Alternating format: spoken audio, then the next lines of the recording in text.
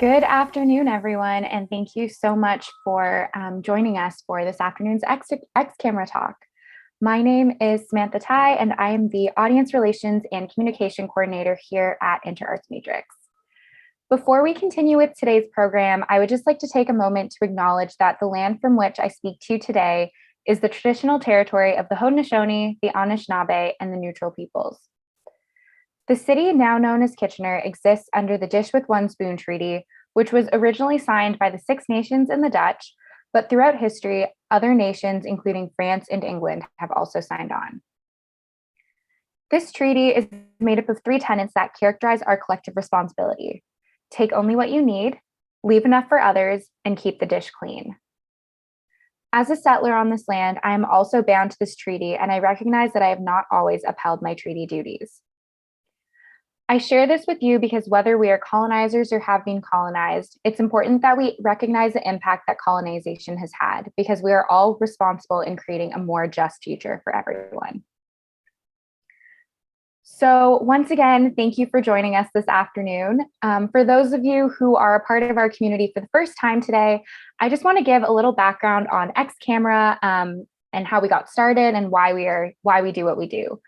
So the X Camera series began in the spring of 2019 when a group of artists and people who were interested in the arts began meeting at Fresh Ground Cafe or the Common Studio in downtown Kitchener every Friday afternoon to hear a lecture by an interdisciplinary artist or professional. These lectures were followed by a time for folks to stay in the cafe space, eat lunch together, continue their conversations, and build a community. This happened every Friday afternoon until March 2020, when our gatherings shifted online. And it's in this spirit of supporting artists and building community that X Camera continues virtually here on Zoom. So at the moment, we are right in the middle of an X Camera series focusing on the projects of each of the 6 artist mentees who are participating in the COVE-COVOX incubator. So this artist incubator is made up of 2 separate projects. So the first is COVE. COVE is a project funded primarily by the Ontario Trillium Foundation with the goal of transmitting knowledge to the next generation of artistic directors.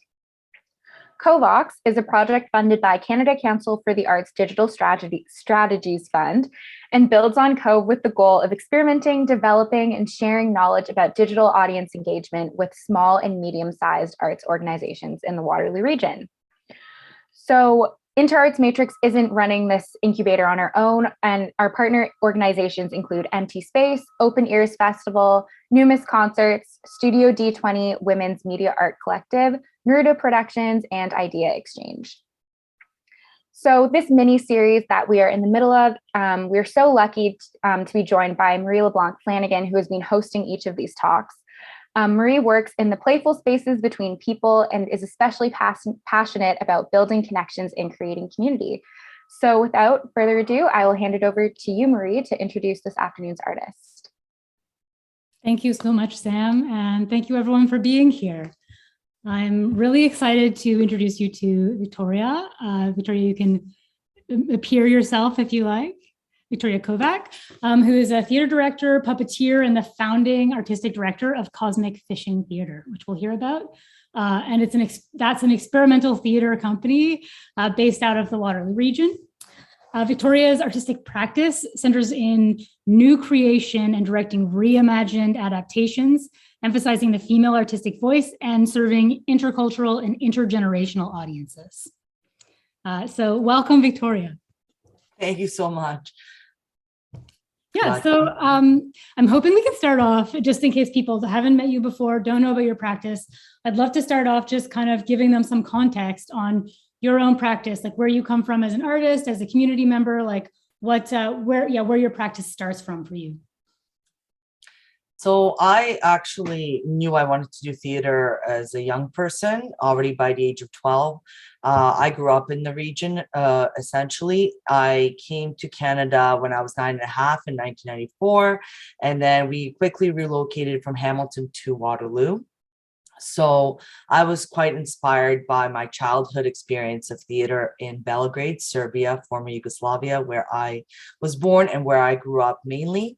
For that part of my life. And so coming to Canada, where I didn't see necessarily as much theater, encounter as much as I did before, I was very driven to create theater specifically and performance. Now, what I did encounter here in the Waterloo region specifically was a lot of training opportunities for theater, maybe not so much as kind of a preteen, but by the time you were a teenager, you definitely had some access and were able to start working on projects through your high school programs that are available. We have a couple of different very exciting programs in the region, and one of them was at the Blueville Collegiate Institute where I went. So I was able to really get moving on my training before I went to university. And I ended up staying in the region for university and went to the University of Waterloo.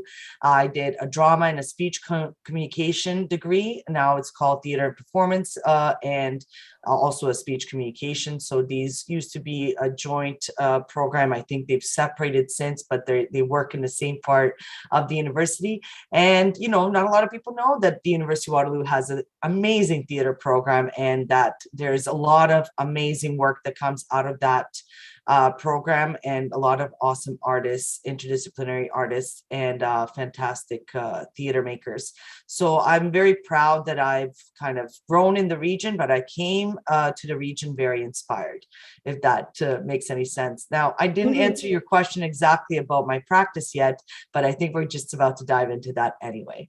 Okay, before we go into practice, I have two questions. One is, does anything come to mind if you like think about a formative theater thing that you saw when you were young that made you feel like you loved theater? Like, were there any specific moments? Yes, of course. So I did get a chance to see an opera very early on. Actually, my uncle, Slavoj Kocic, was a famous tenor from Serbia, and he was based in Novi Sad mainly for most of his career, but he did start out in Belgrade. So I was very fortunate to see theater really early on like that, very theatrical, high production work. And then there was other opportunities that my parents took me to, but the main formative opportunity came from a children's theater group that was made by very sophisticated thinkers of our kind of area of the world. And they essentially, worked with children in a very adult way. Like we were just asked for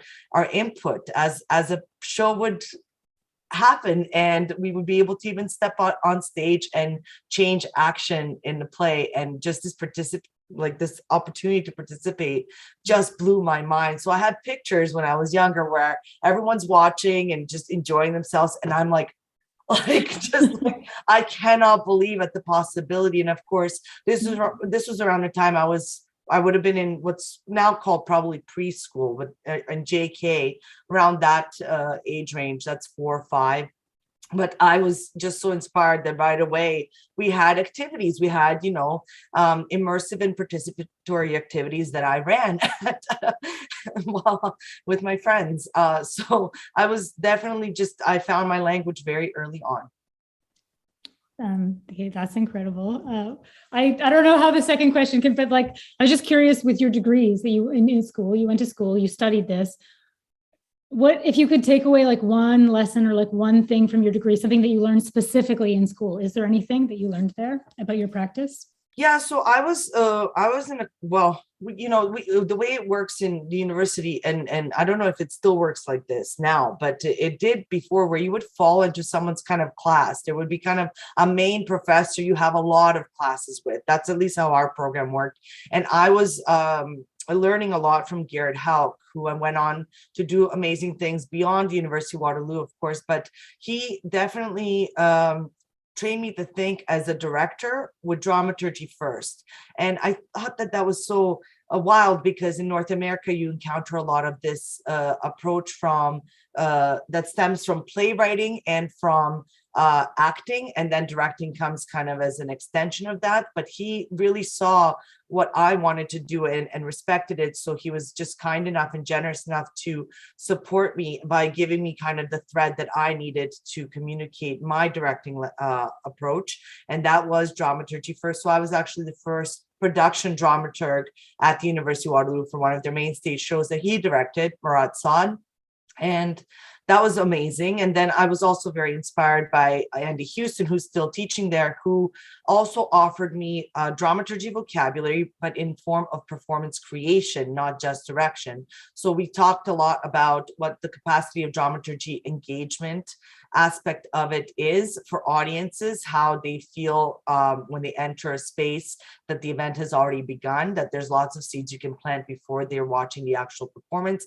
And he also offered a lot of these kind of game-like participatory exercises in his coursework and the projects that we did together, where we were able to really test out these concepts in kind of small and large ways. So I feel like I was they were very generous to me to really clarify this for me. The other aspect of my training had to do with the fact that they were able to call what the pitfalls would be for me as an actor very early on. Now the times have changed. You can act now on the stage and still represent Canada with an accent, with a specific look. You do not have to look like a certain dominant culture anymore on the stage, and we're all fighting for that to change even further, as creators and as performers.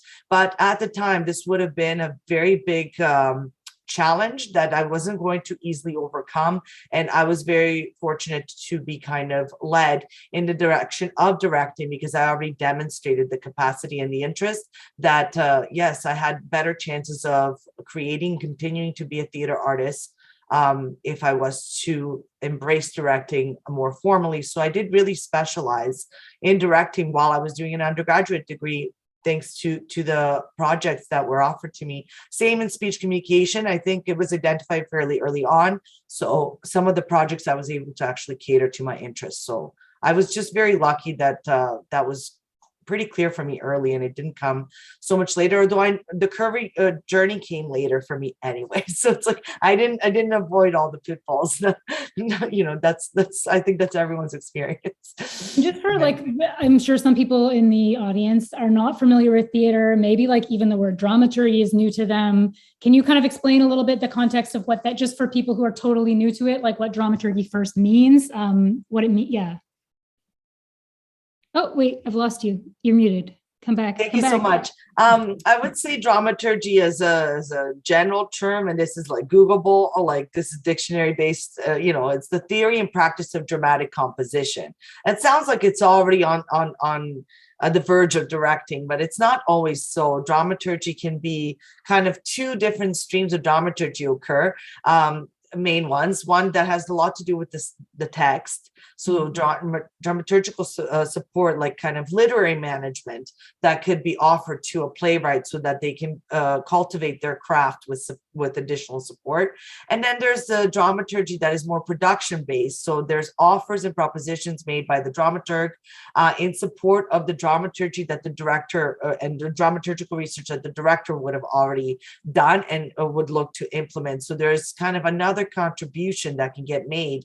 Dramaturgy can also be attached to, I think, design, very much so, in a collaborative device creation. I think that might be a term we need to define as well. And really dramaturgy can be, everyone can be responsible for dramaturgy, and performance creation, normally they are. They might not be responsible for the same weight of dramaturgy, but definitely there's still a lot of volume that you would have to do. So you're really studying the possibilities. You're extending your research palette so that you have offers to make or a vocabulary to build off of, if that makes any sense. And that's my interpretation now, of course. And if you were explaining it just one more time, but for a 6-year-old, like, what is it? What is this role? For someone who's never been in theater, yeah, this role is quite lovely. You do a lot of research, and not a lot of it gets used.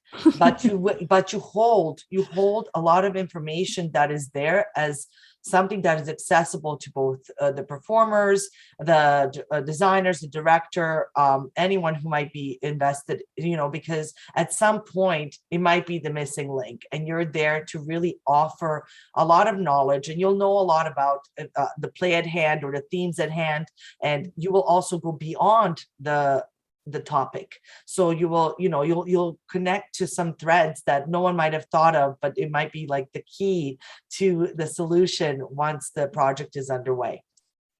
That's wonderful. Yeah, thank you so much for explaining that to me. I'm a little bit outside of the theater world, though I did read about like theater of the oppressed and this sort of thing, and like the intersections of theater and games. But whenever I read about theater, I end up leaving with this feeling that like everything is theater or something. Like it's like I end up having this very blurry notion of what's happening. Yeah. I would say, yeah, it's a lifestyle. It's a way of learning. I think you can relate to it because you also learn creatively and visually, and it's quite wonderful. And I think that it's a diverse skill set that applies to many other professions. So I do want to kind of emphasize that, because that's an important thing for people who are not familiar with the theater work, or being a practicing theater maker. Or maybe they don't have one in their family, but that is actually absolutely true. No matter how impossible it seems or how nerve-wracking, because I think we want to distinguish theater craft and creation and practice from entertainment. Sometimes it's both. But the initial kind of wall that people hit is it's entertainment and kind of the problems that come with being part of that world, and it makes people nervous to consider someone heading straight for something like that. But it's definitely more than entertainment, although entertainment is a big part of the work.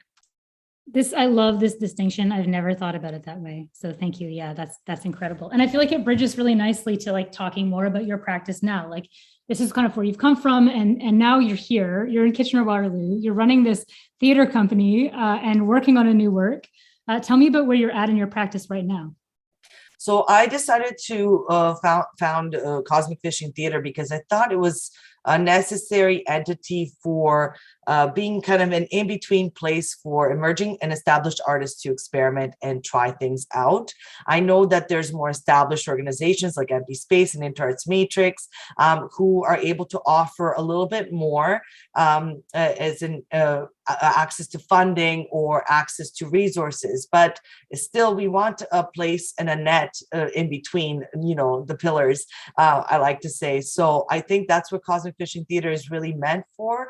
And it's also a great way to bring returning artists into town and people who have connection to the region. And I think we all want that. So I just felt like it was a good thing to have. It felt like the right timing, and this was 2015 when I decided to get it set up. And for me, it's an extension of my practice. So I get to be an artistic producer more for the first time with Cosmic Fishing Theater. I've done some producing before that, but I just feel like this is a whole other ball game, and I can see the threads between the directing that I do. And then one of the things that came out of my journey with Cosmic Fishing Theater is I realized, wow, in this region, we wear the artistic directing hat, which is my title for Cosmic Fishing Theater, much earlier than in other regions. And so in conversation with Isabella Stefanescu, the former artistic director of InterArts Matrix, we had kind of tried to break it apart as to why this is happening and what are the things that artists might be missing when they do step into that role, and how can we actually potentially develop, something like what we have right now, which is this amazing incubator COVE-COVOX, that we can instill some of that skill set through project work, so that when they do step into that role formally, that they have that kind of better toolkit to, so not just survive it, but to thrive in those roles. So I think, that came a bit as an extension of my experience, but also the conversations I had with the artistic directors that were already very active in the region. I love focusing on thriving rather than surviving. Let's have more than just enough, like let's have abundance. Let's have the space for like creativity and imagination and rest and relaxation, and not just like, okay, we're making it work, we're fitting inside these tight lines,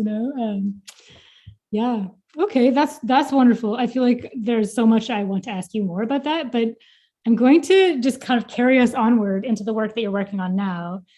And I'd love for you to tell me about the meaning behind the title, the working title that you have now. Okay, thank you so much for asking about that, because I was worried that people would be pushed away to join me for this talk, and I was hoping it would be actually somewhat attractive and kind of curious. Again, it came out of a conversation that I had with Isabella about how theater breaks your heart. You do a lot of work as an independent artist and independent producer to make it possible, and in the end, it's just the show goes on for maybe a week, 2 weeks at very most, and then it has to disappear and go away forever, because a lot of times you do not get that touring funding or touring opportunity to keep the project going. And we're talking now about the fact that in comparison to a state-funded theater, like something that you would find now in Germany, I think less so in other parts of Europe, there's still state-funded theaters, but they're also dealing with these kinds of independent producing models that we have here in North America. So I would say that without having kind of a regular income, a regular ensemble, regular colleagues that you can dive deeper, we're always going to have certain challenges and certain heartbreaks. I think that's one. Another part of the heartbreak theme is the fact that I am, an immigrant. Now, some people might call me a first generation immigrant because my parents are technically the immigrants and I was a child that came with them. But honestly, I had my own immigration experience. So I'm very protective of calling myself an immigrant and identifying myself as an immigrant. It doesn't matter if I didn't do the paperwork. My experience is just that. And I mentioned a little bit of it earlier with the fact that, I could not consider a professional performance career. I could not be considered as a real actor because I would have always had a subtle accent and I would have only been able to play certain characters. And so therefore I would be just in an endless loop of heartbreak. So I think that's part of the heartbreak. I would also say that the independent producing model creates certain levels of heartbreak. But I would say more specifically for women. And I do, feel bad sometimes that I have to emphasize that, but it's not the same journey. And I think anyone who is a feminist or can at least identify the portion of feminism that definitely advocates for equality, especially in this kind of professional trajectory, will just admit that, yes, it's harder for a woman to do all these things that I'm so proud that I am still able to do today. And I would never be able to say that I would be in this particular position I am in now, coming through a pandemic. I really thought when the pandemic hit that that's it. It was already tough enough for me to be here, and now that's it. And somehow that's not just it just yet, but I always have to be on guard that like this year might be the final year I'm able to be a theater director or an artistic producer or just a creator in general. And that's very scary. And that's another kind of heartbreak. I would say the last of the heartbreaks that are attached to this particular title has to do with the work itself. So you have to know going into the creation process, the interpretation process that is a part of direction, you already know you're going to have a heartbreak because you're not going to serve the original vision. The vision will transform and change, and you will come out with a project probably better, but there's a lot of stuff you have to let go of. And sometimes it can feel painful. And I think pain is transformative. So I don't think it should be completely ruled out. And I don't think we should let go of everything with complete ease, or we should create space to grieve the projects that we've just completed in the best possible way, just like with the natural death of a life. In a similar way, we need to give that kind of love and attention and care to letting go of our projects once they are complete, or sometimes it happens towards completion. I think creatives can attest to that. We're beyond the idea generation, the expansion. It's like we have to collapse, and then there's a little bit of a pain there that we have to also nurture. It's a lot of heartbreak.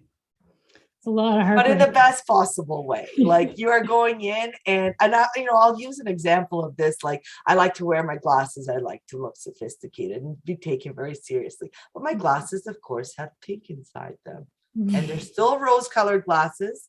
But I have to remind myself when they're rose-colored glasses and when they have to be the ones that I actually see through. I love that. Wow. Okay, wow. And I loved the prop. Like, I really enjoyed when you put those glasses towards the screen. I don't know if anyone was looking away for a moment or is not looking at their screen, but that was pretty beautiful. Tell me about the people you're working with. Who are you working with on this show, Theater of Heartbreaks? So I'm very excited because I get to work with my kind of number one collaborator currently, Nada Abusaleh. She has joined me to run Cosmic Fishing Theater. So she's the other artistic lead and producer. And we just stepped off another project, Shaded, and we're just diving into this one. So we're very excited because sometimes it's really lovely to be working with kind of the same person or the same people. There's so much that you can kind of connect quickly together. And then we have Julia Kim as a designer joining us. Now, she's worked in the region before. She's designed for Suitcase. That's where I've seen her work. She's designed for Will You Be My Friend, which is by Greenlight Arts. Sorry, I should say Suitcase is by Theater Mada.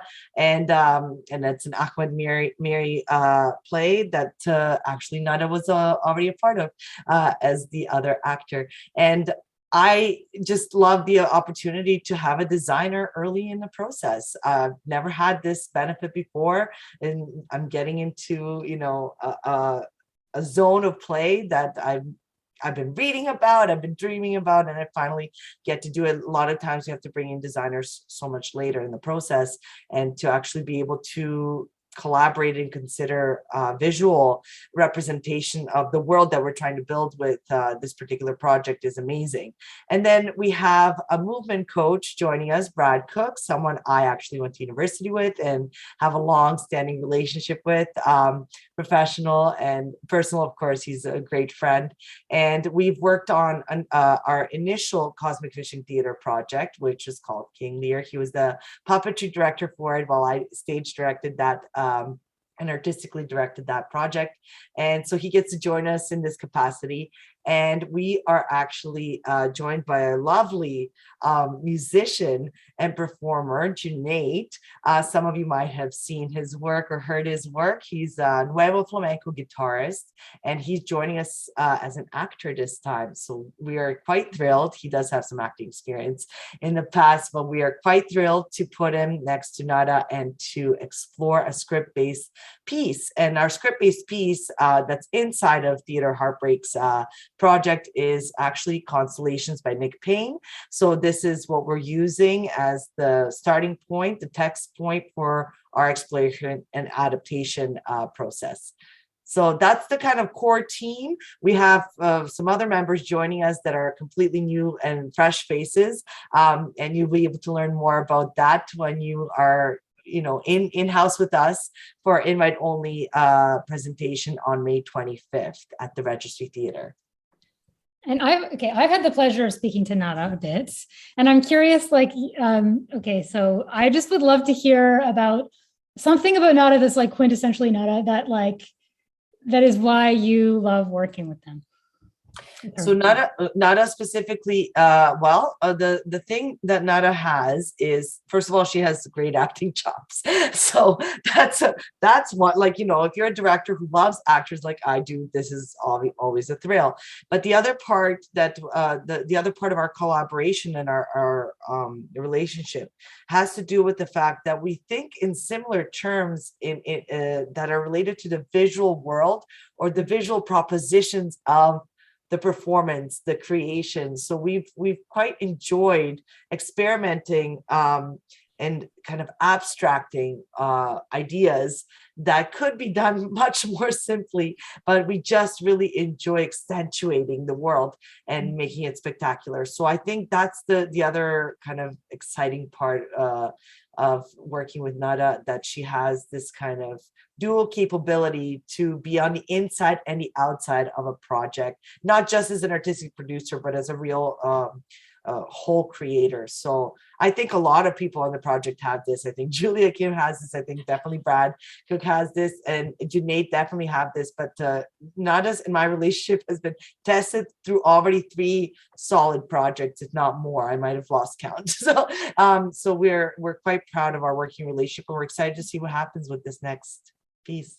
Can you give one specific example of what you're describing so I can imagine it clearly? Like, what is one example of this process? One small example. Yeah, I'll talk about a project that we've been developing since 2018. She joined me for, well, it was supposed to be a project that is, she's in the form of an assistant. So she just has to support the action of the character that I was playing, which is a version of myself. It was a bit of a autoethnographic, also known as autobiographic story in this kind of semiotic exploration, and the theme and the kind of at the core of the work, we're talking about the immigrant experience, we're talking about womanhood, but we're talking through the lens of an icon, which is Barbie. So she joined me for this lovely exploration, and she just embraced the project, and we were able to push her character work so much further that we were moved to change the project, that it would actually have two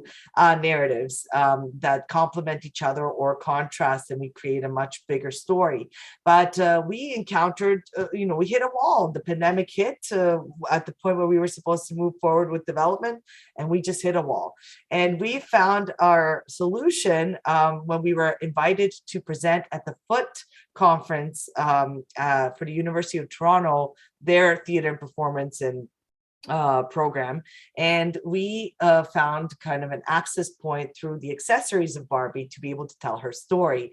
And of course, at the time, you're still working on Zoom, or Zoom is a fresh concept of working on Zoom. What is even Zoom performance? We can't even call it theater. What is this space, digital space that we're in? And it ended up being that the lens, the accessories, the way in which she can, animate with her hands was the access point. Like the story just came out of her just through the simple play. And so we do play a lot with objects, and object play is a big part, and puppetry is a big part of what Cosmic Vision Theater likes to do on projects, but also what we enjoy working on together. So I would give another kind of neat example where I can propose something along the lines of, here are these cute little lemons and lime, containers. Like, can we make characters out of them?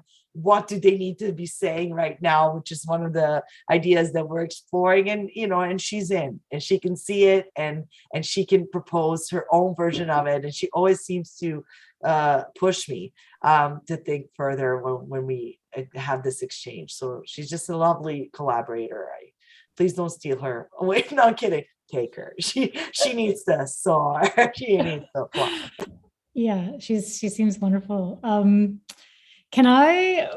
have a project description that I read about your project right now. Is this private? Do you want to tell us about it? Should I kind of summarize what it said in the description? No, please read it, and then I can speak on it. Yeah. Thanks. Okay, that's fun. Okay. So Viktorija is, so we know about who you're working with. We heard this already. Okay, but you're directing this romantic dramedy. Viktorija's curating it feels weird. I don't know who to talk to, but you're curating experimental in-person blind date events. That's right, in-person blind date events where single people will be paired up in small groups, and couples will be paired up with another couple to experience episodic scenes from the staged relationship.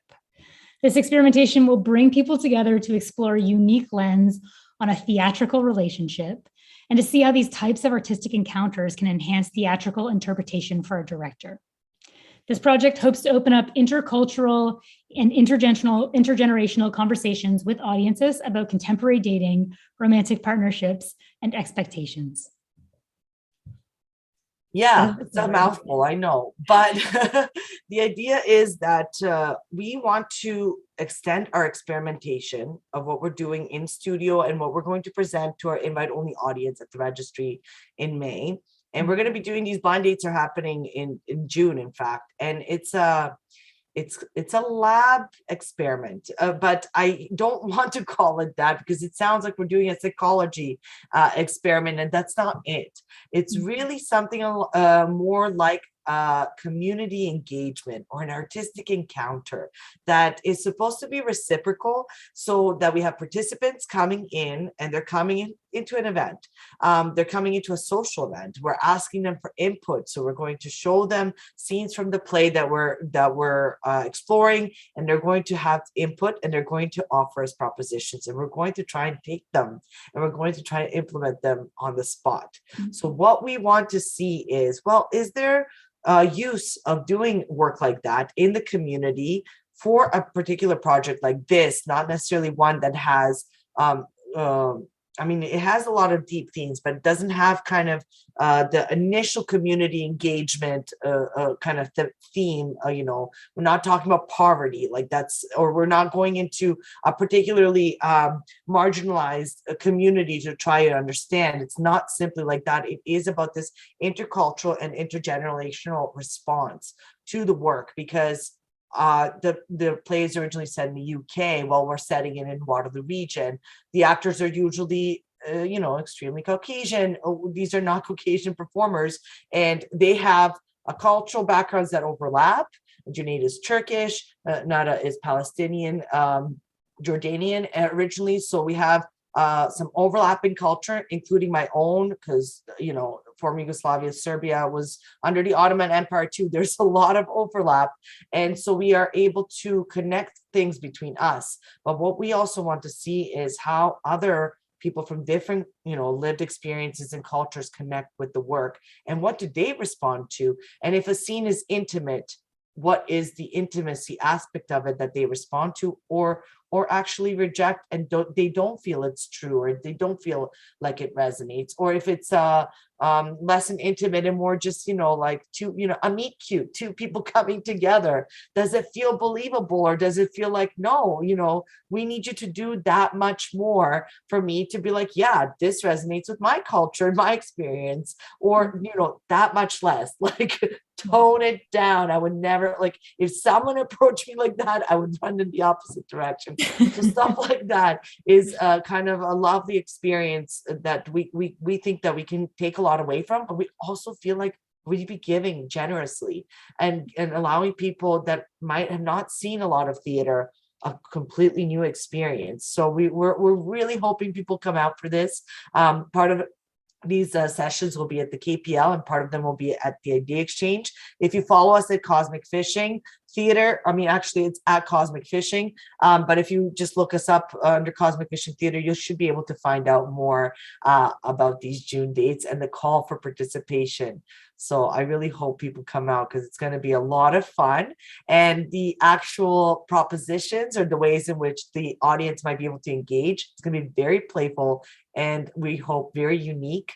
And it's not about knowing what's going on. It's not about being a knowledgeable audience member or participant. It's about finding the thing, the gist of the thing together. Yeah, okay, so I have a question about that. I feel like this is going to be a wonderful experience that you're going to design very thoughtfully for people.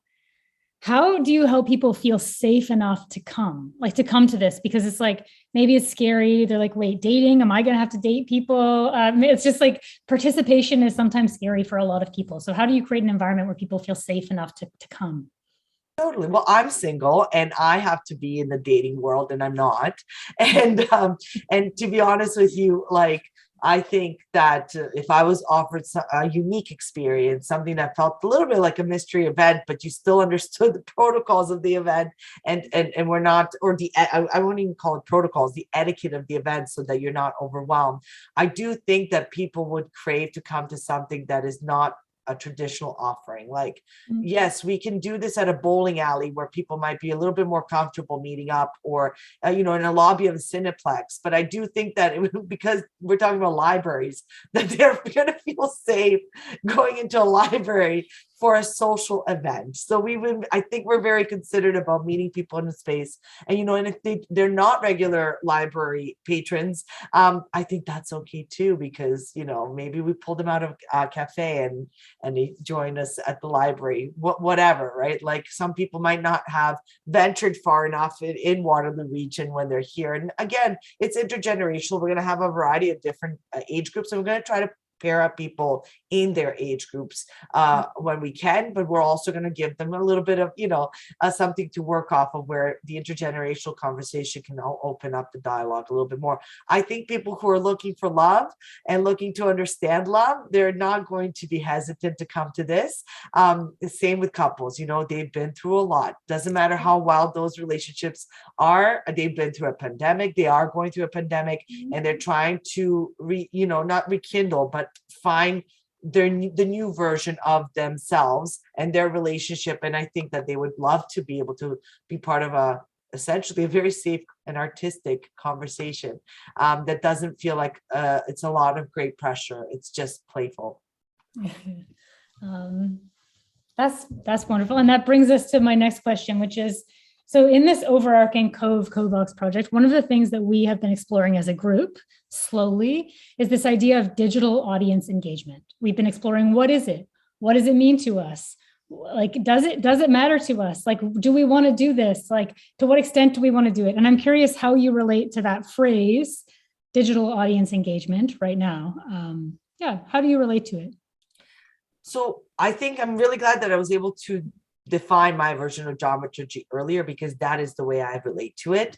I would say that dramaturgical engagement, since I've created this kind of space before a performance begins, the stuff that you encounter before, like the moment you walk through the door, that's how I envision digital audience engagement to function. It's the stuff that you can experience before you walk through the door, and it's the stuff that you can experience after you've left the performance or the experience, and you still want to continue your dialogue with the work or with the artists. So I can see the possibilities of it.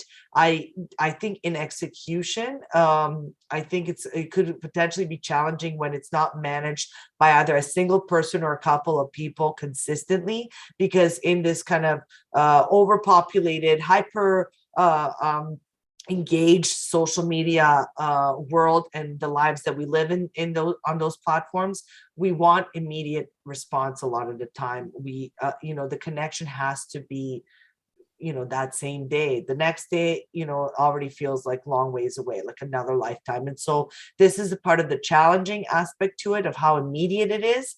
But if there's a possibility for us to execute our digital audience strategy, a portion of it in this way, and invest in a lot of reflection, where the audience can continue to have a dialogue with us beyond the project, I think that's the way in which we can dramaturgically kind of hug the project and allow people to feel more safe and more heard about the themes and the topics and the actions that we're taking to communicate artistically here.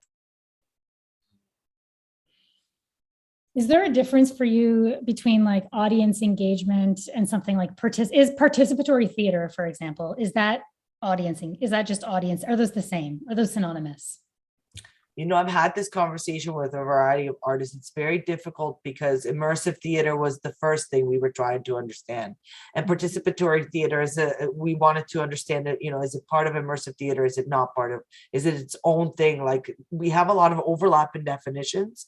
So I would say that digital audience engagement can be essentially whatever you want it to be for a project, as long as it feeds into the work in some way, and you are also giving something. So like in similar way as community engagement, it's reciprocal. So it's a dialogue of some kind. The dialogue can be completely technical. The dialogue can be very theoretical or philosophical. The dialogue can be honestly can be just a whole bunch of positive energy and just like flow between people that are behind the screens. Like digital audience engagement can create a lot of excitement for a project, and people who normally wouldn't consider to see theater or a theatrical performance. It doesn't have to be specifically theater, it can be any kind of live performance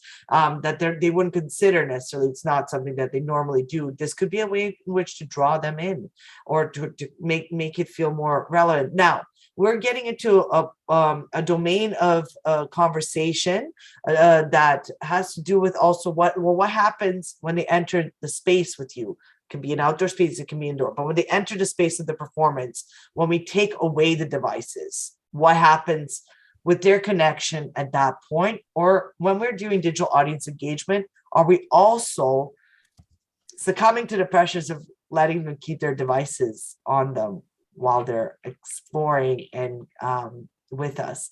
Are we curating the way in which they use their devices now, because we're trying to embrace digital audience engagement? So that's the kind of, like, I'm putting that out there. I have no answers. I only have questions as well. But I'm very curious in the way in which we continue to define and reimagine this work. I would say one of the most successful digital audience engagement pieces I've seen recently, it was the Factory Theater, and they were producing kind of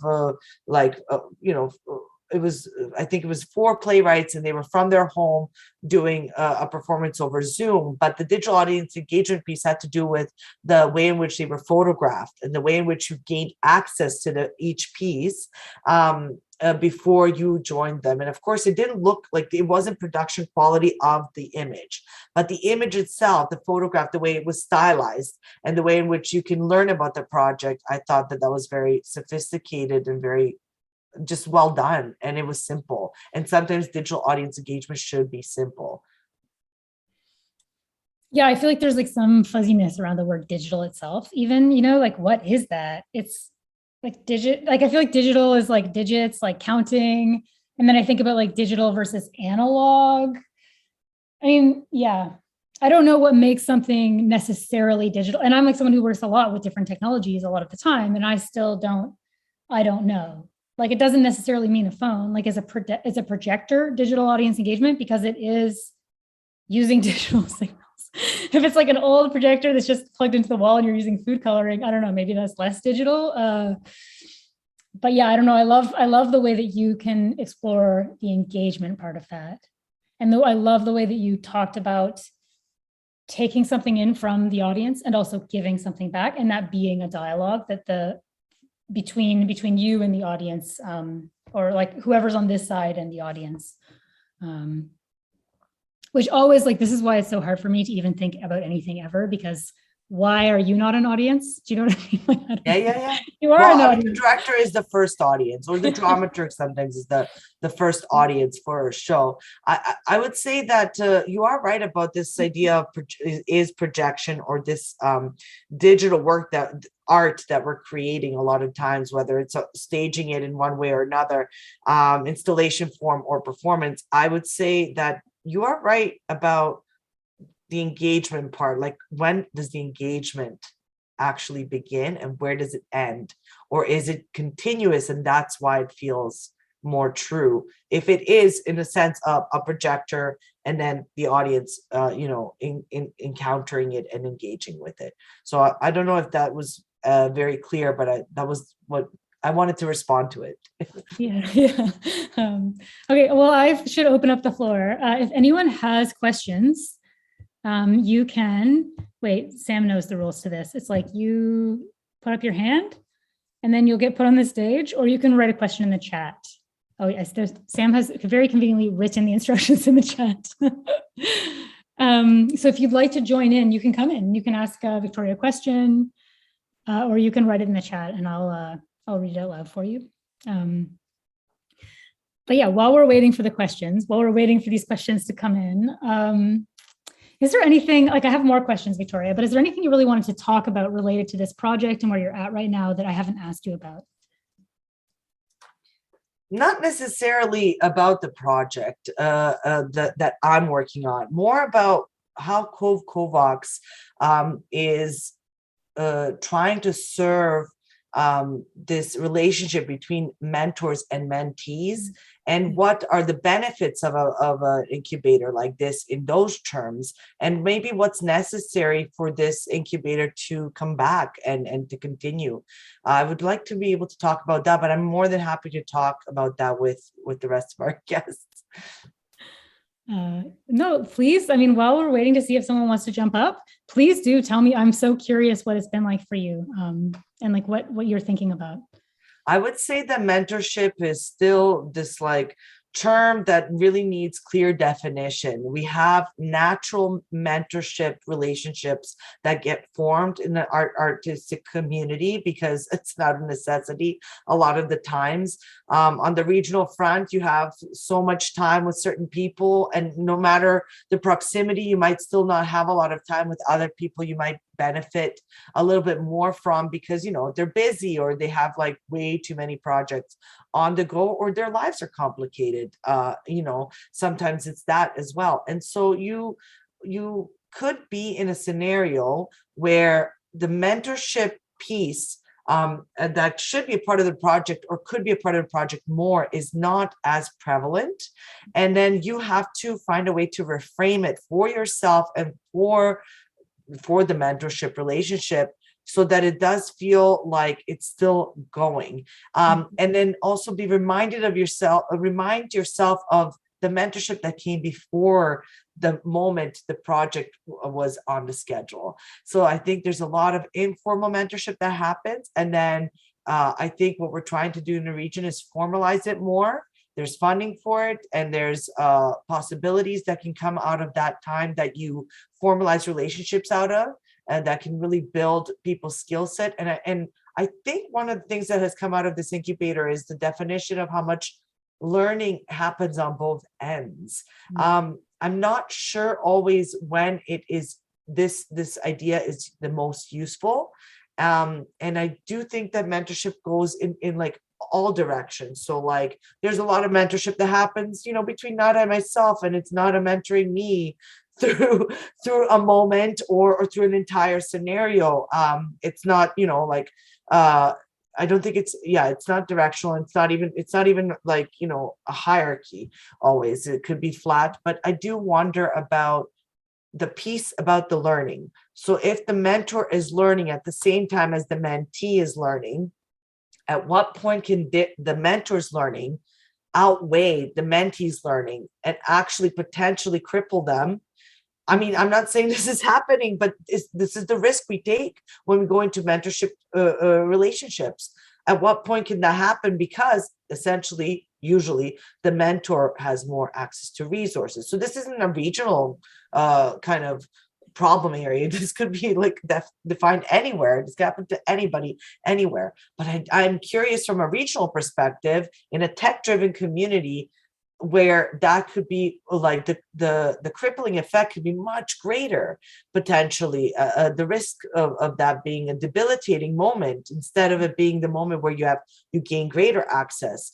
So I'm constantly thinking about that. Like, when is it happening to me? When am I doing that to somebody else?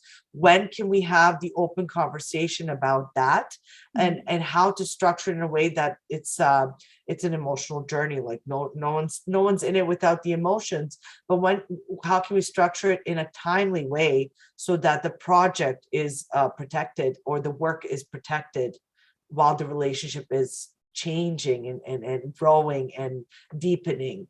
So yeah, this is kind of what I'm thinking about. I need to understand, and I don't quite yet. Like, I need to understand what you're saying, and I'm not quite there yet. So there's a mentor and a mentee, and okay, already this is not a like, this power relationship is uneven. There's a lot of stuff going on. There's mentorship always going each way and from every person to every person.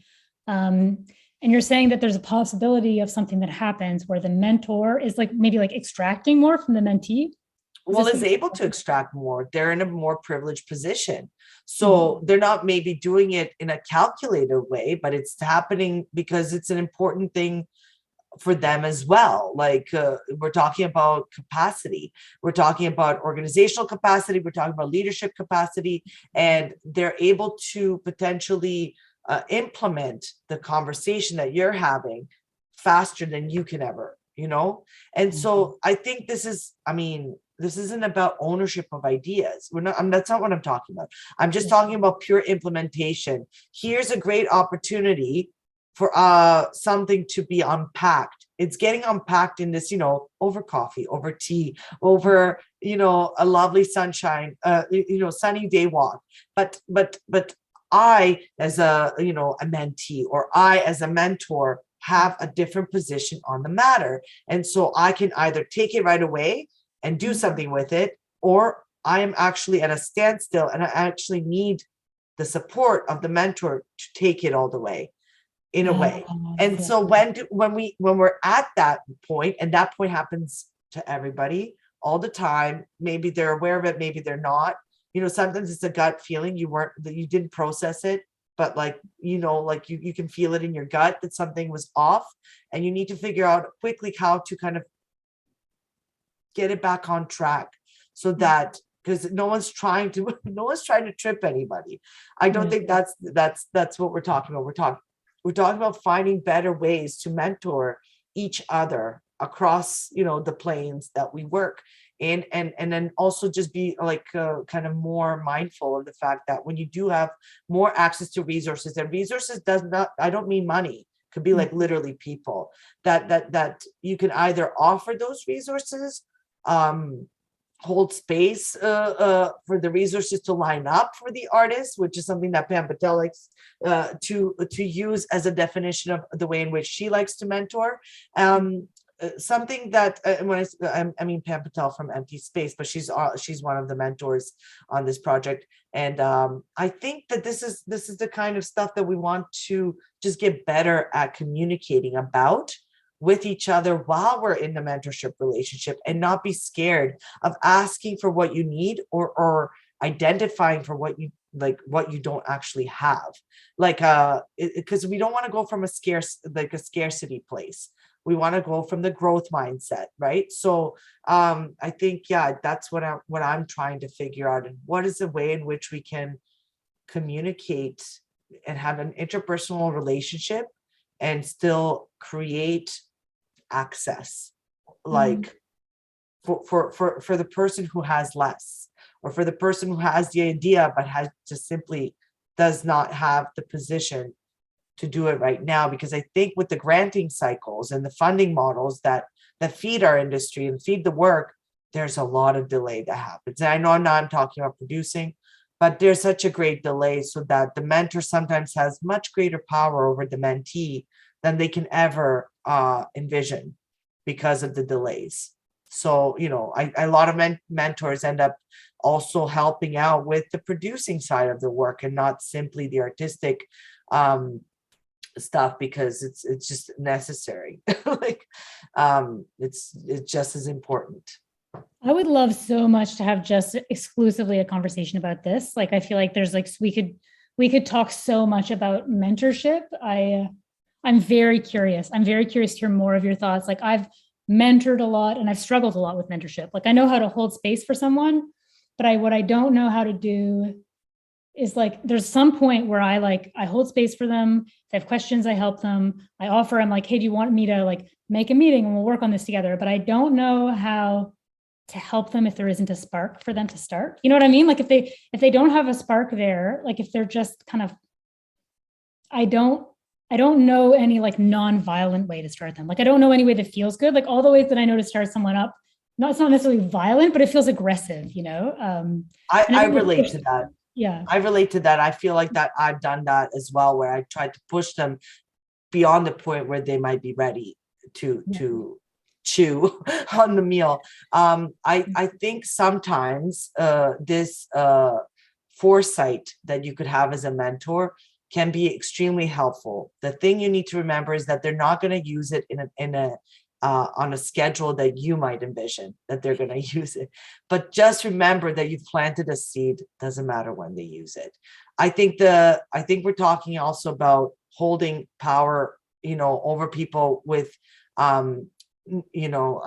not giving them access to knowledge. So that is, the colonialist system that we live in perpetrates that. So if you just remember that that's exactly the opposite of what you should be doing, that's a good point to start on a mentorship journey as a mentor. As a mentee, I would say that's another part of the puzzle. And I have a lot of questions about what is a mentee supposed to want and ask for, but I don't have so much of a problem with asking for things. I have a problem where I feel like I'm speaking into the void. because I might be asking for a lot of things at once. Not because I'm not asking for the right thing, but I'm not breaking it up so that it feels manageable for me to receive.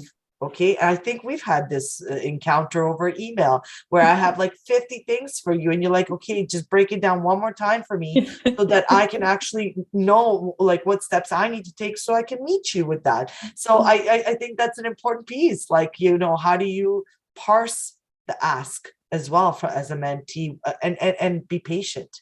We have a question, so I'm just gonna stop talking. We have a question, and we're gonna take this question, then we end because we like to end on time, but we're gonna definitely do this question. Okay, so I'll read it out loud in case people can't read the chat. Okay, do you think some of the ways people meet their mentors in the first place can have something to do with the informality mentorship as a whole? In my experience, I found my mentors by just kind of hanging around. What, in your opinion, would be the best way to start a mentor-mentee relationship? Would it be through funded programming, speed dating? That's a great question. I think that speed dating is a great way for sure. I would say find the person, hear them speak elsewhere, and then try as hard as you can to reach them. I really do believe that if you can get that conversation, I mean, we call it a coffee, but sometimes it's a problematic thing because you might be asking for someone's time who literally cannot afford to give you that hour, and they're not trying to be mean and they don't want to keep you out. So sometimes formalizing even the initial conversation with a fee helps a lot. And it's not because they're trying to make the buck off of you. It's because literally they have to generate that income for whatever else they're doing. And then, you know, you too want to be able to compensate yourself for the time you're going to take in that kind of formalized mentorship, even introductory meetings. Sometimes if you can do it through an incubator like this, that's amazing. But if you're doing it on your own, there's many different ways in which we can do it. I've done it sometimes through paying for someone's dinner when I couldn't afford an actual fee, and making it an inviting and kind of pleasant time together. I also think that sometimes I've just taken money out of a project that I have funding for and said, you know what, I'm investing in this, that person, I need that person. And it doesn't matter, right now it seems like an expense I can't afford, but ultimately it always paid off. So I really appreciated every time I asked someone, and even if it's someone I know really well, but I'm asking them for something specific now, something that's really related to the work I'm doing next, is a wonderful way. And I think it helps people feel respected. And of course, I also try to pay myself for the time that we spend together in one way or another. Sometimes it's in form of an ice cream, and other times it's, in form of like, I give myself the $20 for that hour or whatever I want to give myself the hourly rate for, so that I also feel respected and appreciated. I love that. Thank you so much. Okay, I know I really feel strict about ending on time, but I just also want to acknowledge, and I feel like maybe I've forgotten in some of these other interviews to acknowledge that, I mean, we talk about you, we talk about your project, you've got this beautiful background, but like you have this like complex, huge, real life that is part of your practice, that is part of everything. And then sometimes I feel like that's just kind of like shredded away, or like we pretend that it's not there. And I just want to kind of acknowledge it and see if there's anything you wanted to say very briefly on being a whole person, as well as an artist making an art. Thank you so much for this. I'm a very proud single mother by choice. I don't know if you are familiar with that term, but it literally means that I just chose to be a mother without a partner. Not that I didn't want the partner, but I wanted to be a mother on my terms at a time where I felt the greatest urge. I don't advocate for my journey in any particular way. It was just my journey and what I needed to do. And at one point, it did make me a whole artist and a whole person. I honestly could not at one point envision going on without that love and that care in my life. And it didn't matter how I was going to become a mother. I just really needed to be a mother. And I was very lucky. I had a kid pretty quickly from that point. And she brings so much joy and love in my life, but she also inspires me. My brain works so differently now that I am an artist parent. And of course, it's taught me a lot about time management, which is, I think, where we want to, and time management, that comes from parenting is amazing. It's stressful and it's beautiful. And it's also heartbreaking because, at one point they're going to leave and they have to go their own way. And you're giving your little lovely person to the world sooner than you ever think. Even in preschool, they're already part of society, but there's just so much to learn from children. And I think it makes a clear connection to where I started with theater. So I started with theater as a child, and now my child inspires me to make more and more. Beautiful, beautiful. And Sam will welcome you back. Thank you so much, Viktorija. It was wonderful. Thank you, Marie. Thank you, Samantha. Yeah, thank you both so much. That was a really great conversation. And I'm really excited I feel like with all of these, I love watching them back because I feel like there's just so much in the conversation that I don't catch the first time around. So I'm really, really excited to listen to this again.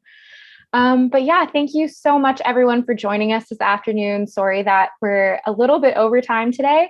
But yeah, we really appreciate you sticking around an extra few minutes. So we have another X Camera Talk next week, also at 1:00. We'll be sharing information about that on social media, and also just stay connected with us on social media if you aren't already, because there are a few public performances for these COVE-COVOX projects. I'm sure we will be sharing information about Theater of Heartbreak as well. So yeah, stay connected with us if you want to learn more about how you can, experience more local art in the region.